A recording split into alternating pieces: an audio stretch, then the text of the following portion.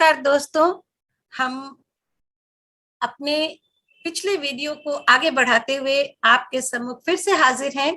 पिछले वीडियो में हमने किया था प्रतिवेदन यानी कि रिपोर्ट। उसके पहले इसी पाठ के दो विषय हमने कवर किए थे, जो थे कार्यसूची और कार्यवृत्त। उसके पश्चात हमने प्रतिवेदन यानी कि रिपोर्ट किया था और आज हम इसका चौथा विषय लेकर आए हैं, प्रेस विज्ञप्ति।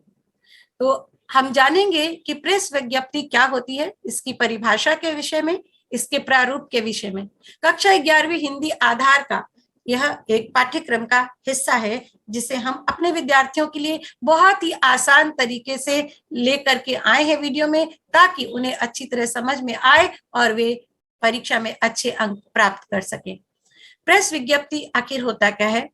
किसी संस्था, सरकार या व्यक्ति द्वारा किसी विषय अथवा बैठक में जो निर्णय लिए जाते हैं, उन्हें जिस माध्यम से सर्वसाधारण तक पहुंचाया जाता है, उसे प्रेस विज्ञप्ति कहते हैं। यह तो हुई इसकी परिभाषा।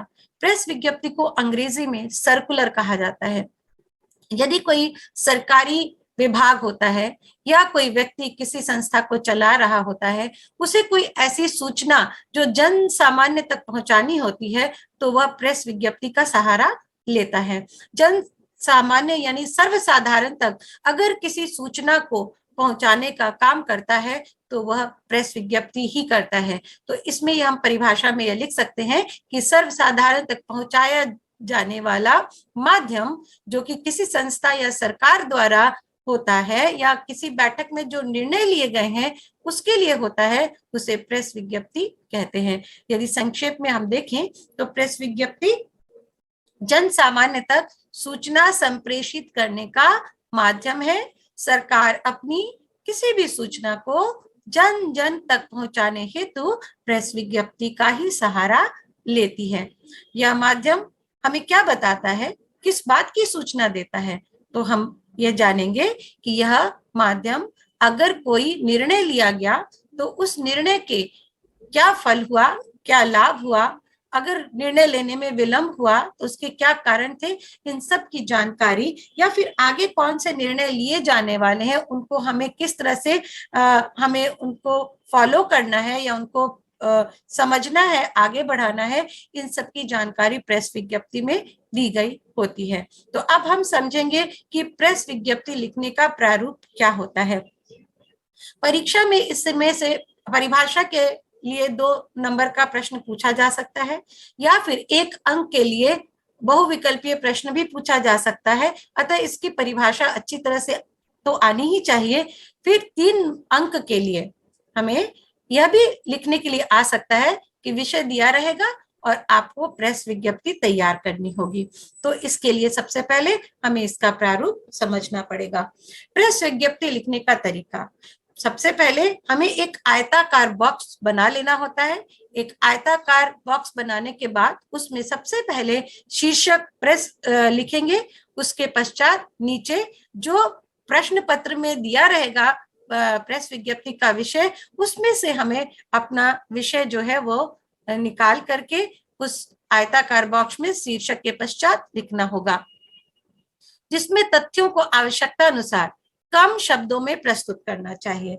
अगर वास्तविक रूप से अगर हम प्रेस विज्ञप्ति बना रहे हैं तो वो थोड़ी बड़ी हो भी सकती है, पर अगर हम परीक्षा को मद्देनजर रखें तो उसमें हमें कम से कम शब्दों में प्रेस विज्ञप्ति तैयार करनी आनी चाहिए, क्योंकि उसमें हमारे पास समय की सीमा होती है। हमें 3 अंकों के लिए उसे लिखना होता है, तो उन अंकों के आधार पर और समय को ध्यान में रखते हुए हमें प्रेस विज्ञप्ति तैयार करनी होगी। आपके लिए हम एक उदाहरण लेकर आए हैं, उसमें है निगम सिलीगुड़ी या फिर कोई भी शहर का नाम हो सकता है द्वारा कर्मचारियों के पारिश्रमिक में बढ़ोतरी के संबंध में एक प्रेस विज्ञप्ति जारी कीजिए।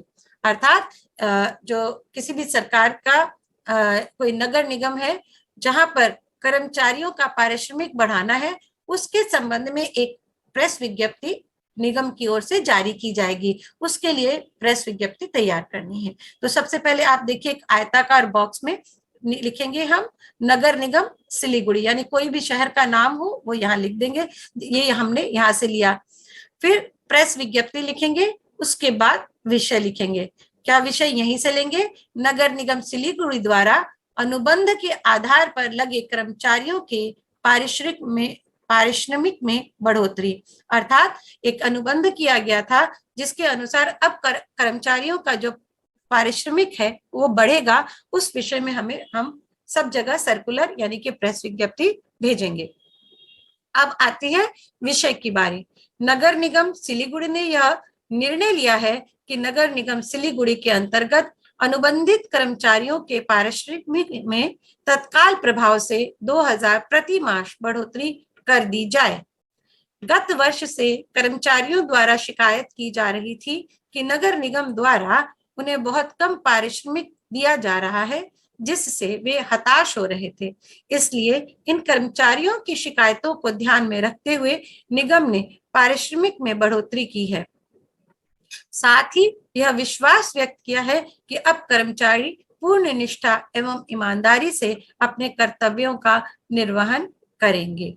तो आपने देखा कि यहाँ पर बताया गया कि कितना पारिश्रमिक बढ़ाया गया, कब से बढ़ाना है और क्यों बढ़ाया जा रहा है, क्योंकि कर्मचारी काफी दिनों से शिकायत कर रहे कि उनकी जो मासिक जो बढ़ोतरी है वो नहीं हुई है, उन्हें बहुत कम पारिश्रमिक मिल रहा है और वे अपना काम ठीक से नहीं कर पा रहे, इसलिए वो क्योंकि वो निराश हैं। तो इन सब को ध्यान में रखकर है नगर निगम ने उनका पारिश्रमिक बढ़ाने का निर्णय लिया है। इस विषय में यह जो प्रेस विज्ञप्ति तैयार की गई और उसके नीचे में जो दिनांक है, जिस दिन पारिश्रमिक ये सर्कुलर सब जगह जाएगा, जितने ऑफिसेज है इससे संबंधित जितने भी कार्यालय होंगे उन सब में यह प्रेस विज्ञप्ति जो है वह छपवा दी जाएगी और जन सामान्य तक यह खबर पहुंच जाएगी कि नगर निगम ने यह निर्णय ले लिया है। आशा करते हैं आपको प्रेस विज्ञप्ति समझ में आ गई होगी। अगले वीडियो में हम आपके लिए परिपत्र विषय को लेकर आएंगे और तब यह पाठ समाप्त हो जाएगा। आशा करते हैं आपको हमारे पाठ समझ में आ रहे हैं। आपकी परीक्षा के लिए आपको आसानी होगी, आपके अंक अच्छे आएंगे। यही हमारा उद्देश्य है कि हिंदी आसान हो, हिंदी को समझना आसान हो, हिंदी के प्रति आपकी रुचि जागृत हो और किसी भी तरह से हम आपकी सहायता कर सकते हैं, यही हमारा प्रयास रहता है और आगे भी रहेगा। धन्यवाद।